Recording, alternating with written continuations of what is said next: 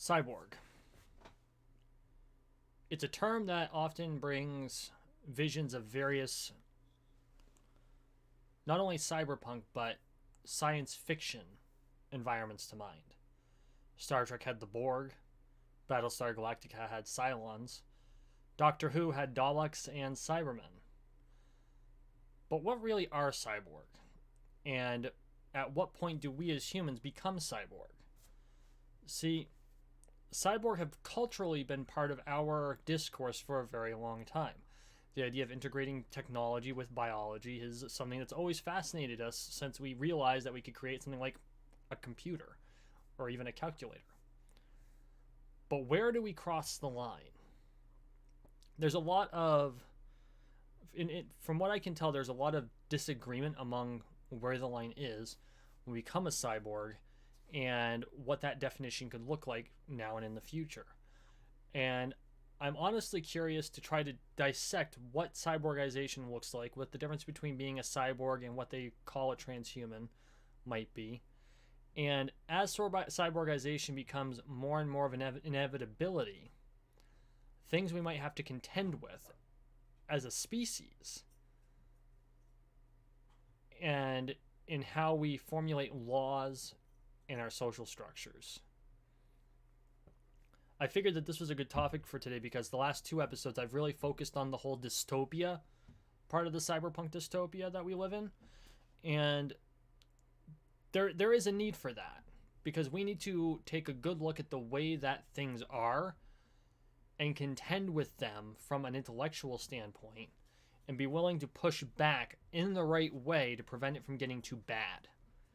Because if we don't push back in some way, if we're not willing to become that quote-unquote lawless subculture, which of course we won't be lawless, they never are, but if we don't have the self-awareness to know how to navigate it in a way where we can still be free, we are going to become subjects to it.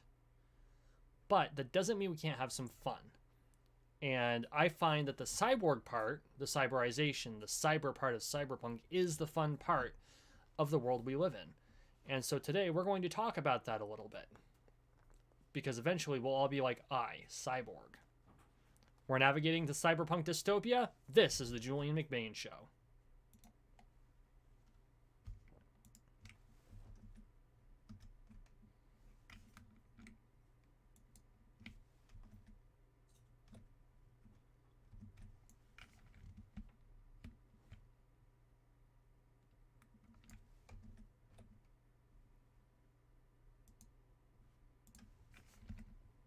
Okay, so, forgot my headset set.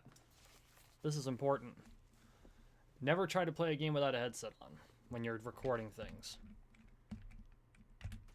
So, I've mentioned before, we're slowly marching toward becoming cyborg, and perhaps we already are. See, the definition of cyborg is something that is not very easy to define per se. I mean, it is, but it's not. So I looked it up, and I got it from MSU, which I think is Montana State University. I could be wrong about that. But according to msu.edu, a cyborg is a cybernetic organism, which is it's a portmanteau, an organism that is self-regulating, a self-regulating integration of artificial and natural systems. There's a lot to unpack there because we integrate a lot of things into our lives that aren't necessarily attached to us, at least not in the classic sense. But that doesn't mean we're not cyborg, and that doesn't mean that we're not heading in that direction. See, the paring it down, or I should say like drilling down into what it means, specifically it means an organism that enhances its abilities through technology, not a machine that uses organic processes. So to separate things, we're not talking about a biological android or gynoid. We're talking, or an android or gynoid, or a machine that uses organics in order to enhance its capabilities. That would actually be the direct opposite of cyborgization, or not the opposite, but the reverse, which is different. So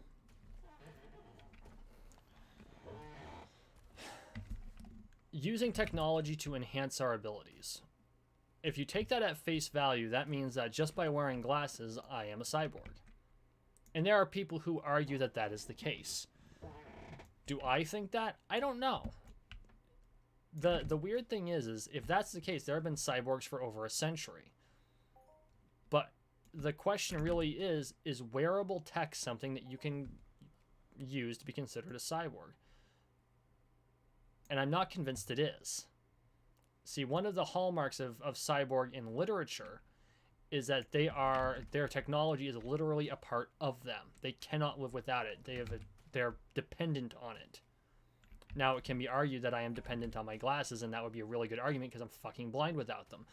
But it doesn't mean that I can remove the glasses quite easily, and I can replace the glasses quite easily.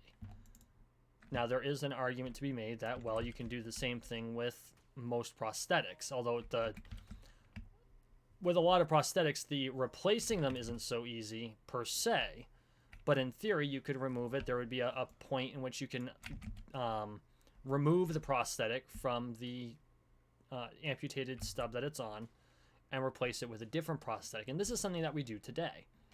And it would be very hard to argue that someone with a prosthetic is some form of cyborg, unless the prosthetic literally does nothing. If it has any form of ability to pick things, like as an example, an arm that has a clamp on the end, it functions.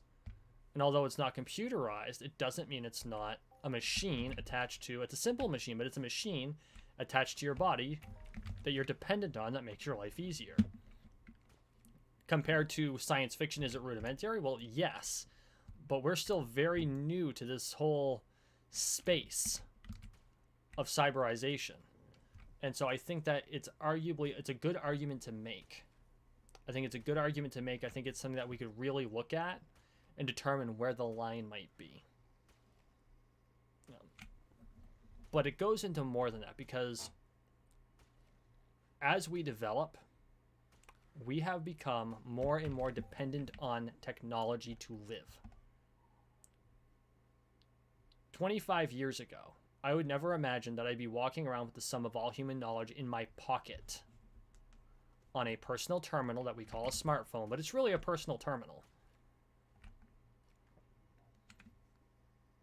And there are pieces that I wear, like my Bluetooth, that I truly feel the loss when I don't have it. Without my glasses, I'm practically blind. I'm not truly blind, but I'd have a damned hard time.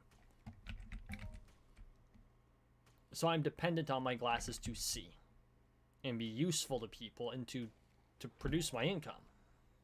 Because I could still do my job, it would just be a lot harder, and I'd have to rely a lot more on intuition, which I did do at one point.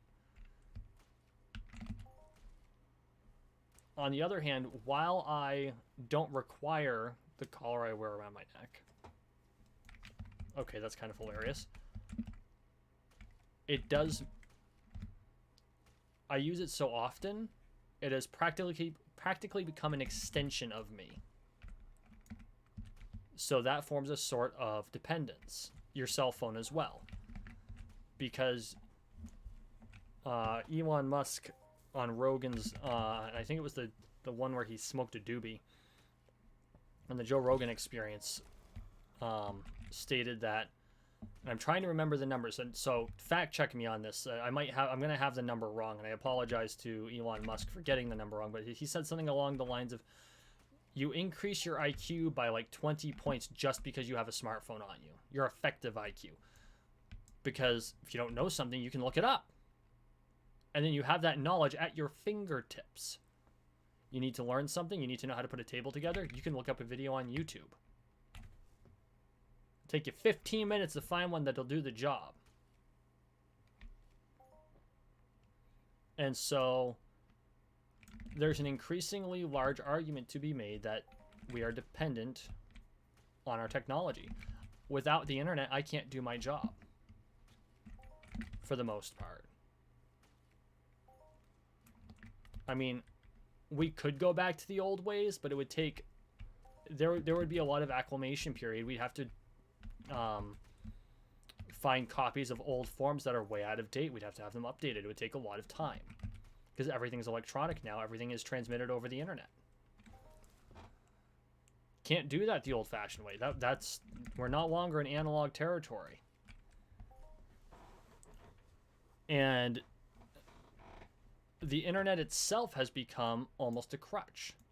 We have become very Borg-like in our dependence on our connection to the World Wide Web. And I'm not saying that this is necessarily a bad thing overall, because for the most part, we still have independent thought, although depending on who you talk to, that's going away a lot. Way too many people are following trends, and in my opinion, and they're allowing other people to think for them. They're becoming a hive, to the point where people even come out there and go, hey, hive mind. And it's like, that at first it was kind of a joke, right? I thought, oh, that's funny, haha, hive mind, because everyone's putting input in, but realistically, that's what we've become in a lot of ways. And there is a dichotomy of thought. There are those who think distinctively collectivistly. They're distinctly collectivist in their thinking, where they focus on the collective, on the benefit of a particular of the group, their tribe. In the old days, we call it tribalism, but it's become much more advanced with the advent of technology, and tribes are not, in the classic sense, what they used to be, although tribalism is a thing that's a problem today. But it's very much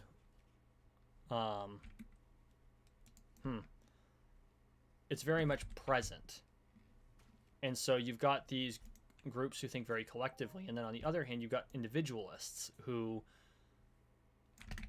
understand that there is a time for teamwork,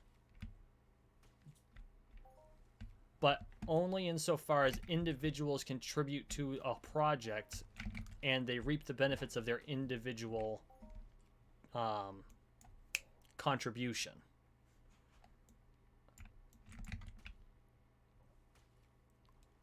And so it's very interesting to see that dichotomy. But the internet in a lot of ways has created an almost collective consciousness of sorts. And it's not a true collective consciousness by any stretch of the imagination, but it is a collection of all knowledge, both real and fake. There's plenty of fiction on the internet. Good God. In fact, I'm not entirely sure that most people... I wonder how many of the Zoomers know that the 3 W's mean World Wide Web in an address, a URL. I'd be very curious to find, and I'm not dunking on them. I mean, we used to call it the World Wide Web back in the 90s, and then it became the internet, and that's just what everyone calls it. And of course, that became a big joke on like the Fairly Odd Parents. Where did you get this? Internet. So, what we've done is we've become our connection. Our connection has become almost an extra sense. It's become a sixth sense. We need to always be connected to each other. We always have to have instant communication with each other. I can pick up my phone right now, open up Facebook Messenger, and send a message to 50 people, and they'll all get it. Now, some of them may not be in service. There are going to be exceptions, but I've just instantly communicated to a whole bunch of people an idea. And then they're all going to, or at least some of them are going to provide feedback on that idea. And in that way, I'm able to get feedback nigh instantaneously. Before, you'd have to write letters, you'd send them out, maybe you'd call someone on the phone, if you could get them on the phone. And they might take a message, they might not return your call. Now, I can send it into Facebook, and I can instantly know who's interested and who's not. And in a lot of ways, depending on how you do it, and I'm going to use Facebook as the example because it's the easy social media platform for more in-depth discussion, because don't ever try to have an in-depth discussion on Twitter, because you can't do it with only 240 characters. Great place for shit posting, though. But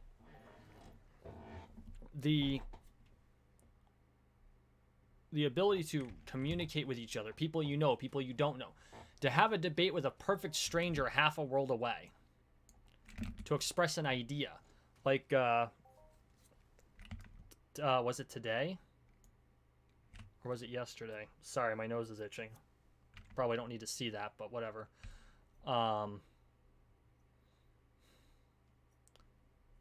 It was yesterday. A friend of mine posted something related to gun control. And a person from the UK said, well, I always saw the Second Amendment as being, and I'm using this example just to kind of show how we can talk about complex subjects, almost oversimplified, of course, because memes rule the day on social media and how we've become dependent on it. So there is a reason I'm discussing this. And he said, according to this, it says a well-regulated militia, the right to keep and bear arms shall not be infringed. The right of the people to keep and bear arms shall not be infringed. Now, being British, he thought that meant the right of the militia, or the right to have arms to serve in a militia, and it was not beyond the extension of that. And I had a friend who, to a certain extent, agrees with them. Except there is a... the man who wrote the Second Amendment, the author of the Second Amendment, who is George Mason, or at least he was responsible for it for the most part, actually defined what he meant when he wrote the amendment. And I was able to look that up through the internet and communicate that to them with the receipts. I was able to show them the site where I found the quote. And I had actually seen the quote somewhere else, but I had to find it again. And I got it from a different source than they did. It was from a media source. George Mason actually defined what he meant by the militia in the militia clause of the Second Amendment. And what he stated is, who are the militia, you ask? And I'm paraphrasing because I don't have that written down. It is the whole of the people save a few public officers. So what that basically meant was, his intent was that the individual, every individual, has the right to bear arms. That was the intent of the amendment. And keeping in mind, in their eyes, this was an inalienable right. And I'm going to go into the Second Amendment in another podcast or in another episode. The First and Second Amendments, and actually all 10 amendments to the U.S. Constitution, are something that are deeply important to me. And I think it's how we're going to navigate our way out of the cyberpunk dystopia in the long term. But I was able to post that and communicate that with them, showing that, no, we've actually got that clarity. This actually isn't... It's been open for interpretation because no one had the meaning behind it. Well, someone found the meaning behind it. It was documented, not in an easy to find place, but someone found the documentation. And now we have that documentation to prove the backing. And because of the power of social media, we were able to have that discussion over thousands of miles instantaneously. Because one of the people was in Britain. And we have become dependent on that ability to communicate. See, that wasn't a tangent. There was a purpose to that. See my friends all chuckling in the background.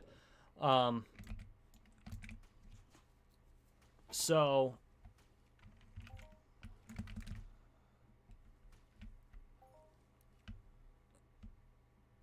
now let's define the internet for a minute, because there are two forms of internet. The first is what we traditionally see as the internet, and that's the World Wide Web.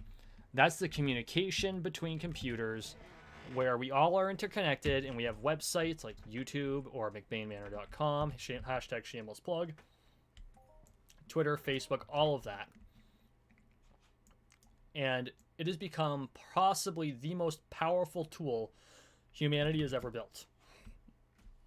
And I mean that. Like, we've built some powerful shit in our days, but the ability to communicate complex ideas over thousands of miles instantaneously, you can't beat that. Communication is super important to being able to create new technologies, to evolve as a species, to be able to find medicines. Doctors are able to do telework with each other.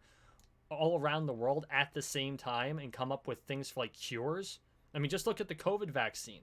How many doctors do you think were working on that? Pfizer's all over the world, and I'm sure their entire staff has been doing nothing but developing this vaccine for the last year. I would be very, very surprised if anyone was working on any other project that wasn't considered mission critical. Maybe some exceptions for the more extensive forms of cancer or projects that could not, for sensitivity reasons, be ignored. But there's another internet, and this is the Internet of Things. And this is something I actually worked on when I worked at Best Buy. When I was the Google expert at Best Buy, I worked in a department called Connected Devices. And connected devices is literally the Internet of Things. These are all the things that you connect to each other to make your life easier. So, for instance, you have a router. Routers are, for those who don't know, you plug the modem in and you plug the modem into a router, and it allows your computer to connect to the internet. You actually don't generally connect your computer to the modem directly. You can, but then you can only have it to one computer. For those of you who say, well, I plug in my modem, Wi-Fi modem, it's actually not a modem. That's called a gateway. A gateway is a combination of modem and router. And I would say if you have a gateway, get rid of the gateway. For two reasons. One, when you have something that is a jack of all trades, it's less efficient at both. And two, oftentimes they aren't as powerful as individual modems and routers connected to each other. Plus, the more things you have between your computer and the internet, the more secure it is. So, and independent routers often have built-in security. I know Google Wi-Fi has it. I know Norton has their, they call it the core. It looks like the freaking, the ball at Epcom Studios. But they all have some form of built-in security, and some are easier to hack than others, of course, and you always want to have a good firewall, good antivirus, all of that stuff, a good web security system like WebRoot or Kaspersky. No, I am not paid by either of those companies. That would be cool, though. But this Internet of Things interconnects with each other, and they interconnect with you. And oftentimes, the epicenter of that Internet of Things is your smartphone. So, like, on my personal internet, I really only have two things. I have my Bluetooth, and I have my phone, right? For other people, it includes a smartwatch. Or for people doing science, it might be certain scientific studies, it might include a kit of sensors. It could include, in the future, it could include your pacemaker, where it will report your pacemaker could Bluetooth or through Wi-Fi connect to your phone, and you'll be able to monitor the amount of work your pacemaker has to do to keep your ticker ticking.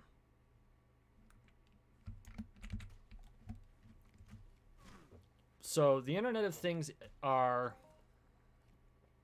items that involve both digital and physical aspects. It's also known as the IoT. You'll see it as big I, little o, big T. Yes, I know it's capital, but you know what? I don't care. Wide-scale operation of the Internet of Things, or a wide-scale application, not operation, wide-scale application of the Internet of Things in our lives can be seen in smart homes. This is very new technology for the most part, but we do have smart homes now. And no, they're not like the smart home in Eureka. Hashtag obscure sci-fi reference. It's such a good show, too. But we do have smart homes. We're able to control our house from our phone. The security, we can control cameras, we can control the temperature through like a thermostat, a smart thermostat. I will, for the record, even after the last episode, I will usually default, if I'm going to drop a product name, I'm going to drop a Google product name. Google does not pay my paycheck at all, and if they did, they would have probably fired me from my last video, but they don't. But because that's the ecosystem I know, if I default to something, it'll be something in their brand. This is not necessarily an endorsement, nor am I paid to do this. I'm just letting y'all know ahead of time that I'm only doing it out of habit. Now, your personal Internet of Things are the things that you wear and the things you have on you, or that are integrated into your body. For instance, I have a friend who has hearing aids. Those hearing aids are Bluetooth capable. She can link them through her phone and listen to podcasts through her hearing aids, which I think is just awesome, right? I'm like, wait, hearing aids have become cool. When did that happen? You know what I'm saying? But, and there's another argument for cyborgization, is that, like glasses, are hearing aids a form of is that considered cyborgization? I think there's a better argument for hearing aids over glasses because there's an active component to it. Like, you don't need this is a pair of lenses attached to wire, right? I think that because it's a technology I'm dependent on, it could be argued that makes me a cyborg. Whereas, but with a hearing aid, even though it's worn, it requires power. It has technological capabilities, and nowadays most of them can just link to your phone. So that's, again, where's the line? We don't know where the line is, but I'm getting off topic. The internet, your personal Internet of Things, are the things that you have on you that are all integrated into each other, that you depend on or that make your life easier. For you, for each individual, it's generally very small. For those of you with a smart home, it's going to be a bit bigger. This was actually postulated back in the 90s with a game called Metal Gear Solid, and that came out my freshman year, back before computer technology was really all that advanced. I can see the Zoomers laughing at me in the background. But the Hideo Kojima said it was he had ID cards, and if you got close enough to the door would automatically open. This was for security. They called them PAN cards, personal area network, and that's really what we've become, because in a lot of places you can have something like that, and if you approach the door, if you have the key on you, it just opens. I can place my phone next to a payment system, and if it has PayWave, I can pay my bill that way using a personal area network. Eventually, a lot of that will be subdermal. So I've thought really hard about what to consider. What would we consider a cyborg per se, right? And it's a hard answer. I don't think there's a perfect one. But here's where I'm going to draw the line for the purposes of this podcast. And if someone finds a better definition, like if science comes out with a hard definition of what cyborg is, please feel free to drop it in a comment, and I will be happy to use that as the line. But I don't think we have a scientific line yet. I think it's strictly cultural at this point.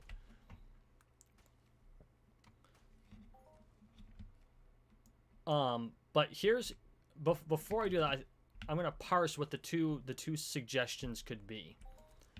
The definition of cyborg is dependent on how we interface.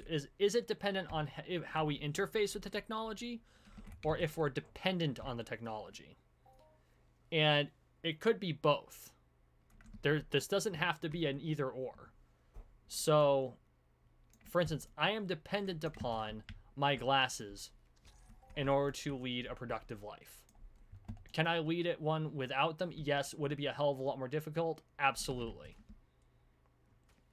A person with hearing aids is dependent on that technology for their health and to lead a more productive life. I know I've said this before, but there have been studies. People who need hearing aids who can't get them have something like a 400% higher chance of getting Alzheimer's. And I might be off on the percentage, but I don't think it's by a lot.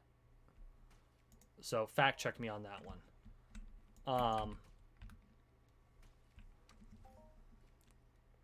But if it's how we interface with the technology, it's easily argued that I am not a cyborg, and neither is someone with hearing aids. if the line is that the technology has to be fused with us in some way, and this could mean that a lot of our prosthetics we have now do not make a person a cyborg either, then that's a logical and understandable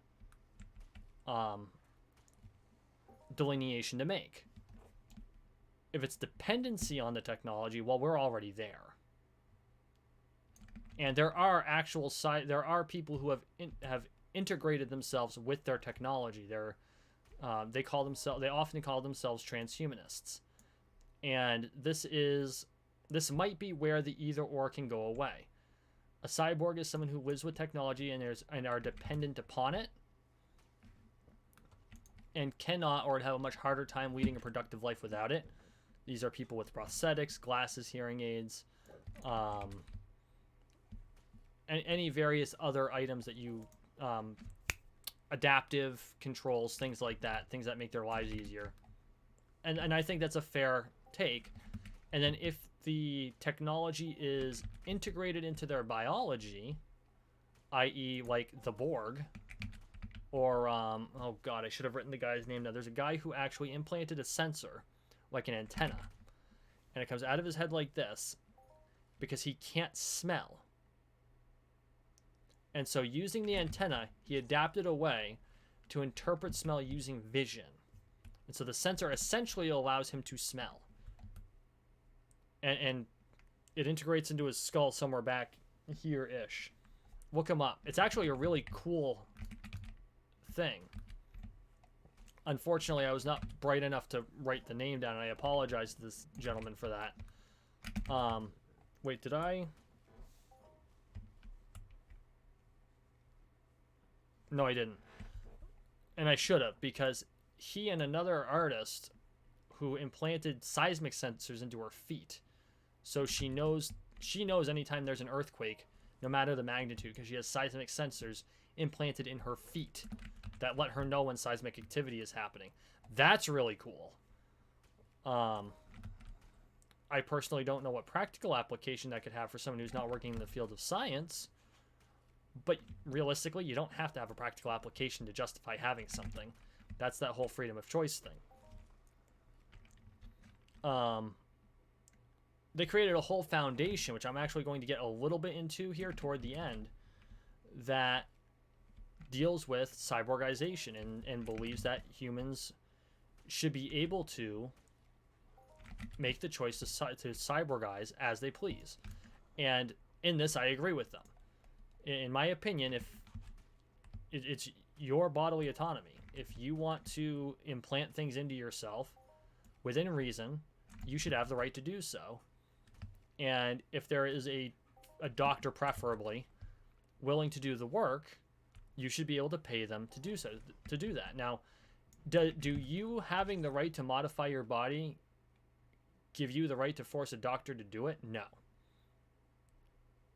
You have the right to do it if you can find someone who's willing to do it for you, or to do the operation for you, or if you have the skill to do it on yourself, although I would think that there's a number of problems with doing things that way, and I would not recommend it even if you are a professional, because if something goes wrong, you're done fucked. So, okay. Currently, because I'm going to get into that a little bit more here in just a minute, Stanford University is actually working on something called BodyNet, and this was a cool thing that I found out. And it's a network of sensors and screens that may eventually replace smartphones. But honestly, for those Warhammer 40k fans in my audience, the way they make it sound, and I've got to do more research into it. I might do a whole episode on this. It sounds a lot like the Black Carapace. Now, for those of you who are not familiar with the Black Carapace, in the world of Warhammer 40k, boy, you want a friggin' cyberpunk dystopia. There's a whole semi-species of humans called the Adeptus Mechanicus that literally are cyborgs, and they do as much to reduce the amount of flesh they have to a minimum. Lost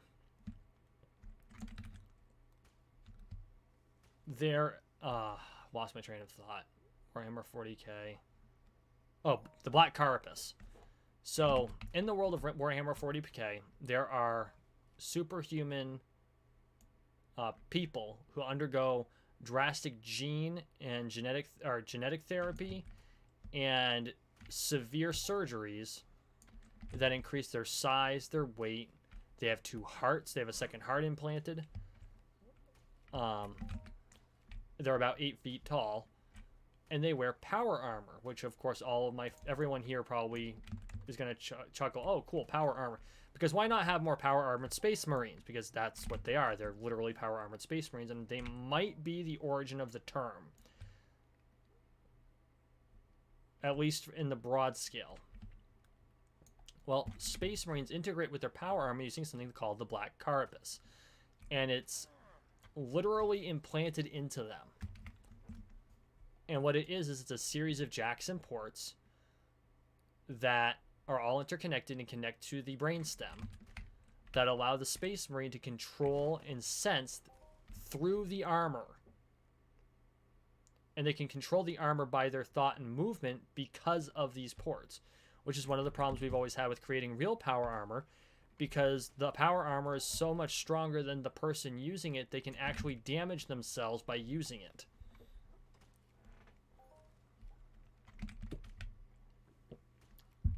So that's really neat. So there's a line we have to draw between the terms cyborg and transhumanist, because I know that it's going to bring a lot of questions on, well, what do you mean by each one? So from what I have been able to gather, the cyborg is the individual, a person who cyborgizes, who uses technology, integrates it into their life so much that they're dependent on it, or have literally become, the technology's literally become part of them, like inseparable, i.e. prosthetics or the sensors that are in the woman's feet. There have been people who put RFID chips under their skin. That's all absolutely cyborgization.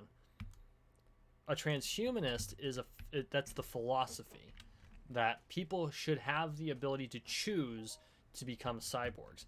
And the Cyborg Foundation, and I don't know what condition the Cyborg Foundation is in because their website had not been updated in some time. They declare themselves to be an online platform for the research, development, and promotion of projects related to the creation of new senses and perceptions by applying technology to the human body. Boy, is that a mouthful. But they appear to be very sincere in their hopes.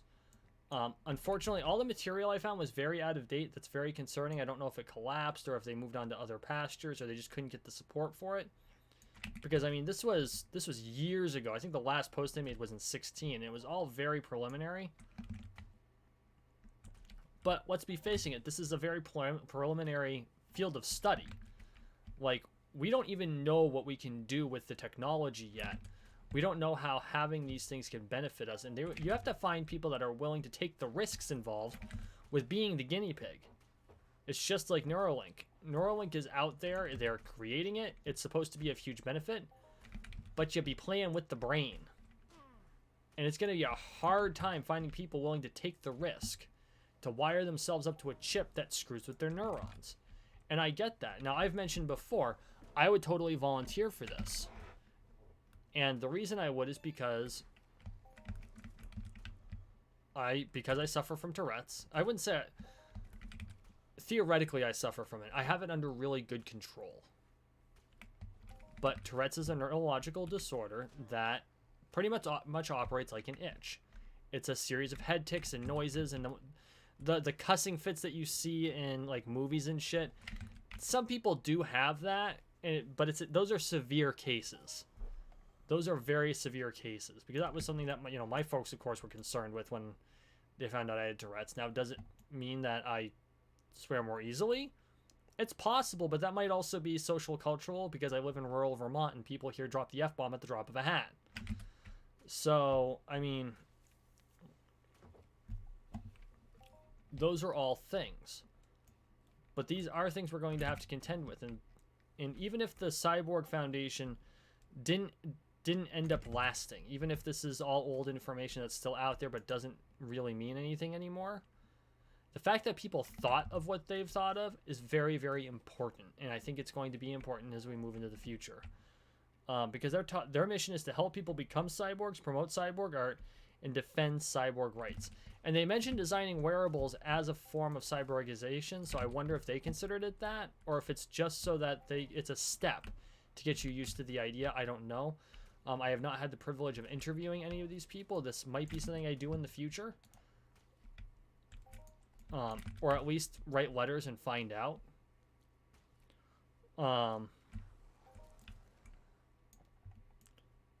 But what they were focused on at the time of their operation, or they might still be in operation now, was artificial senses. So they're less concerned with like building robotic arms and more with increasing the number of senses a human can have through technology. So I thought that was very cool. And they're also, you know, advocating for cyborg rights and things like that, which I don't think are going to be a problem in the near future.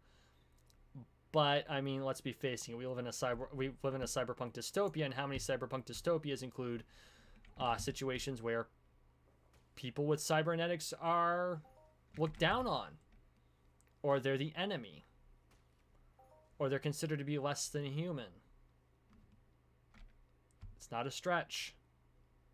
And since we have a nasty habit of dehumanizing everybody or each other already, I mean, hell, there was a friggin' newspaper ad in, I want to say it was the Washington Post, that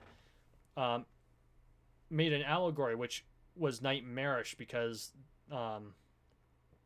you know, not to jump into Godwin's law, but this was actually done during World War II. That they had pictures of rats, like actual pictures of or drawings of rats with the names of politicians over them. It dehumanizes them. Now, I'm sure they were trying to make a point, but it's not that mean. I mean, just look, it's not a stretch. It's not a stretch at all. So I think these are all things that we as a culture need to be aware of. We need to be concerned about it. We need to be willing to understand that this is where we can go. And so because we're heading in that direction, we need to take the time to think about what the ramifications of it will be in the long term. And do I have all the answers? Hell no. And I don't think anyone has all the answers. I don't even think we have the start of most of these answers. But we're working on it. So, my hope is that as we continue to develop, as we continue to navigate our dystopia, as we continue to navigate toward the technological future, that we are able to think about where we started and where we're heading, and make sure that we don't accidentally move ourselves backwards from a social aspect because we move so far forward so quickly in a technological aspect. So,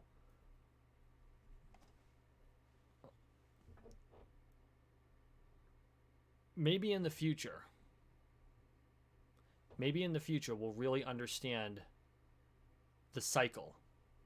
Why we go from, you know, at first something's really cool, and then something pops up and it's a concern, and then you have people who hate it and people who love it, and then you have that becomes almost a tribe, right? So you've got and I'm going to use an allegory from a Japanese anime because I always wear my weeb on my sleeve. In the show The Irregular at Magic High School, there is a subgroup of humans called magicians, and they are often on the wealthier side because the jobs that they do are in high demand, they're higher paying, and they're often very dangerous. And in a lot of cases, they're actually almost literally used as weapons or components in order to do these things. Therefore, they're compensated for what they do, and they're critical to society. And there's an allegory there, but on the same token, because there is a certain level of you have to be a magician to begin with to be able to do those jobs, there's groups in this fiction that are anti-magician, and then groups form, and they go from like normal activist groups. These activist groups then become more and more extreme. Well, then on the opposite side, there are magician groups that become activist and become more and more extreme. Doesn't sound like anything we're dealing with today now, does it at all? But that whole idea, And it can be for anything. It could be for race, which is what we're seeing today. It could be for cyborgization, which is something I'm sure we're going to see in the future. It could be for class. It could be for any number of mutable or immutable traits. We need to be prepared for it to prevent it from happening or to mitigate it when it pops up. And that's why I do things like this.